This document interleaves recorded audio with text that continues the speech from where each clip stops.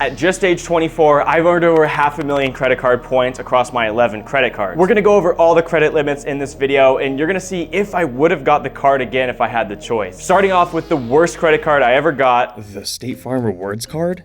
That's a weird first card. I thought it was cool. I was able to get a few bucks off my insurance, and for a college student, I needed as much discounts and money as possible. I always wondered what points were and how people used them to travel. I honestly just wanted to get something different because the points were just not that valuable and I wanted to spend it on something other than car insurance. Without really knowing much about points, I ventured into one of the most dangerous financial games you should ever play, and that is the credit card game. I guess it couldn't be too dangerous because State Farm only gave me a $500 limit. A year later, I decided it was time for more. I saw online that the Discover It card earns 5% back on Amazon, and this was pretty fitting since I use Amazon all the time for my online shopping and even my groceries. 5% on Amazon was much better than whatever I was getting with this stupid State Farm card. On December 23rd, 2018, I was approved for a $1,000 limit on the Discover It card, although I quickly realized I might have made a mistake. I failed to realize that this was a quarterly rotating category card, which meant I was no longer going to receive that 5% back on Amazon after the quarter was done. I wish I knew when I applied. I really thought it was 5x back all the time. I still took advantage of that 5x back. I really felt the desire to earn points since this was something I could finally get cash back on.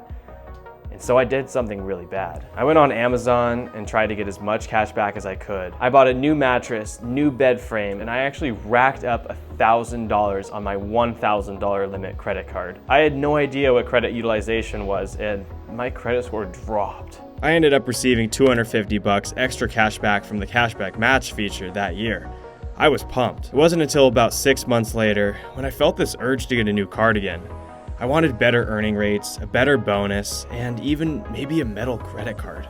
On May 30th, 2019, I opened my first metal credit card, and it even had a $10,000 limit. It was the Chase Sapphire Preferred. I was ecstatic to show my friends and family that I had done something positive with my life. I had a metal credit card now. I couldn't spend $4,000 in 3 months without buying extra stuff. This was becoming just short of a disaster. I wanted the huge sign-up bonus with hopes that one day I could fly to somewhere exotic. It just didn't work out the way I'd hoped. I felt the wounds of my spending. My savings was left dry. I had barely any money for school next semester, and I just felt so bad. And just like that, things changed quickly. I was forced to product change to a Freedom card just 1 year after having my Chase Sapphire Preferred. It was really unfortunate. At least Chase refunded the $95 annual fee, and they let me keep the 60K point bonus. But it wasn't until I got the Freedom Unlimited where everything changed. I was focused on enjoying my life, and I didn't even care about credit card points. It is so easy to use, no complicated categories, and most importantly, I didn't feel the need to spend.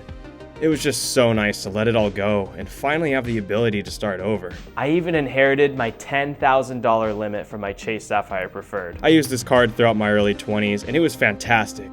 I loved every part of using the Chase portal to book flights and get that 5x back. I really liked getting 3x back on dining as well. My credit score began to skyrocket, jumping from the high 600s to the high 700s. Years went by, and I even saved 65,000 points from my regular spending, all on this card. I didn't feel the need to change my setup until Southwest Airlines cancellations continue. This morning, one of the worst airline meltdowns in U.S. history. I was stranded. On December 28th, 2022, I was set to fly out of Albany, New York to Chicago Midway on Southwest Airlines. While I never experienced the ghost bags showing up randomly at the baggage claim and sleeping in the airport because your flight was canceled, I was lucky.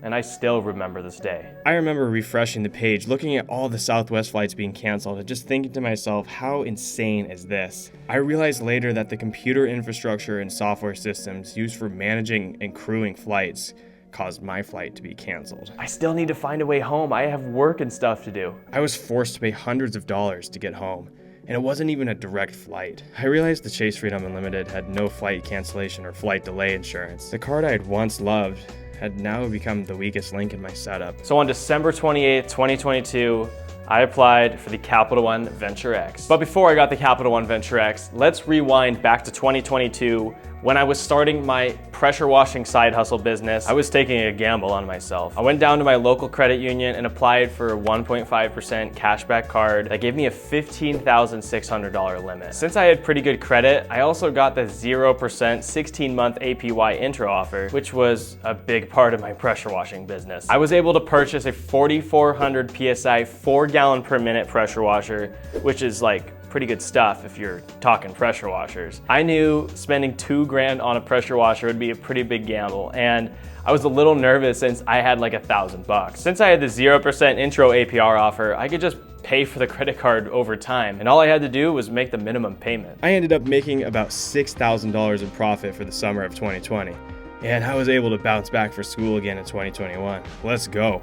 Now, I don't even use the card. It just sits in a drawer unused, and since I have such a high credit limit, it props up my total amount of credit, so I just keep it to lower my utilization. So I keep it open. Months went by, and in fall of 2020, I applied for another card, following my unofficial 6-month rule of applying for a new card. I could see my dream of the Chase Trifecta getting closer and closer as I finally got the Chase Freedom Flex. When I applied for the Chase Freedom Flex, they only gave me a $2,700 limit. Like, come on now. I knew I wanted to get all Chase Trifecta cards. Since I already had the Chase Freedom Unlimited, I just needed to get the Chase Freedom Flex and the Sapphire Preferred again. I wanted to get that $200 sign-up bonus on the Chase Freedom Flex. I honestly didn't really use this card. I kept it in my wallet for a couple of years just as a backup for my Chase Freedom Unlimited. If there were ever any category, such as the Amazon category running right now, I would use it for the 5X back there. I was in college at the time. I didn't spend enough or make enough to justify getting a more premium card. Today, I just try to use this card for the quarterly categories, and I was using it for my gym membership in Q1. I didn't really use it for Q2 Amazon, even though I could have, but I was hitting other sign-up bonuses. Now, fast forward 1 year, I applied for another credit card that I didn't really need. It was October 28th, 2021, and I woke up ready to apply for a credit card. And this was the Apple Card. I thought I could use the 2X back on Apple Pay everywhere, but I just eventually gave up. I ended up just bringing this card around to prank people at the bar, just pranking all my friends, dropping it on the floor to see if they would care. Apple gave me $3,000 as a credit limit, but I was able to get it up to $3,500 just by asking them through iMessage. Honestly, I've had pretty good customer service, and it's really easy to use. I just use it to pay my iCloud, which is like $10 a month for 2 terabytes of storage. I am a big fan of the Apple Card, but that's pretty much it. It just sits around, and I don't really use it for that much anymore. Now it's time for the Capital and Venture X. This was my first really big annual fee card at $395. I like this card so much, I made a video about it on this very YouTube channel as I fell back in love with credit cards. Capital One even gave me a $30,000 limit. I guess it helps to have a job with income finally. When my flight was canceled by Southwest, I made the promise to never pay out of pocket for another flight home, or even just because it got delayed. I carry this card everywhere with me since it gets 2x back on everything. It also gets 10x back on hotels and 5x on flights, which is pretty nice. This was a great part of my journey. I was making smash hit videos with my YouTube channel, and I really enjoyed the growth of that as well. Just 2 months after I got the Venture X, I decided I wanted to make more content.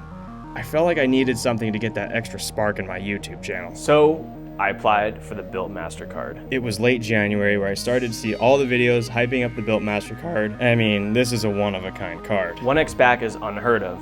I mean, you can't really get 1x back or anything X back on rent usually because there's a 3% transaction fee. I really wanted to get this card. I had to get this card. So on February 2nd, 2023, just 2 months after getting the Venture X, I was declined. Nah, I'm just playing. I was approved for the Built MasterCard. It's a good card, but this is where my credit card decisions began to be a little bit foggy. I felt like I was getting it just for my YouTube channel, mostly as content. I just don't know if I would have gotten it by myself. I already gave into the hype for the Chase Sapphire Preferred in 2019 for the first time. I didn't want to make the same mistake again. Well, let me tell you, this card might be better than I originally thought. So you see, I was fighting people telling them that this card sucks and that the Wells Fargo and 5X transactions per month makes this card not worth it. Honestly, I've been doing just fine since I got this card, and I really do like it, guys. I know I was hating on it, but I think I just wanted to be different or something, but I realized I don't have to try so hard to be different, you know? I just gotta be me, you know? I mean, I'm moving to New York pretty soon, and I'm about to pay a pretty hefty amount of rent anyway, so this helps out. Everything was calm until I saw the $90K offer on the Chase Ink business cards in March 2023. I somehow convinced myself that I was running my own business. I mean, I make videos about business cards, so I guess I can get business cards. I opened the Chase Ink Unlimited on March 11th, 2023, and was really excited to get started on that massive sign-up bonus. Spending $6,000 in 3 months was a lot harder than I thought. My classic money order sending trick did not work. Dude, they freaking nerfed the money order sending to yourself technique. And so I freaking bought a $500 gift card hoping that, you know, I'll just send a money order to myself. I did it before, right? I don't really encourage doing all that. They said you're not allowed to send money orders to yourself anymore. It's over. I ended up converting it all back to Amazon points. And now I have almost $2,000 of Amazon points. And when I say points, I'm talking cash here. I put about $1,500 of Amazon gift cards on that card, and it just ended up being okay because I was able to use that for groceries, and I was planning on buying a new camera setup anyway. I was using my old Sony a57 with the kit lens, and you can clearly see I'm outgrowing it. So I bought a Sony ZV-E10 with a Sigma 16 lens, and it looks really cool, guys. Now, to keep you updated on all this, it would make sense if you kindly tapped this subscribe button, turn it to a nice shade of gray, and then we're gonna get on with the Amex Gold. This is the Amex Gold. I like the Amex Gold. I see myself using this card as my daily driver for years to come. I already eat Shake Shack about once per month, and I live 5 minutes away walking distance to one. I use Uber about once per month, so why not? And it's a metal card, it's made of gold. Well, it's not made of gold, but it looks like it's made of gold. I wanted that American Express experience. You know, the kind that they've been building up for the years and years. The Centurion Lounge, the Black card, the Platinum card, and now I can finally say I have the Gold card. Not that I had all those other cards, but it's part of the experience. I mean, that would be cool to get them. The $4,000 in 6-month sign-up bonus was great for me, and I knew I was gonna be able to hit it with no problem. There's just one thing I don't like. Every time I go to pay, the screen always goes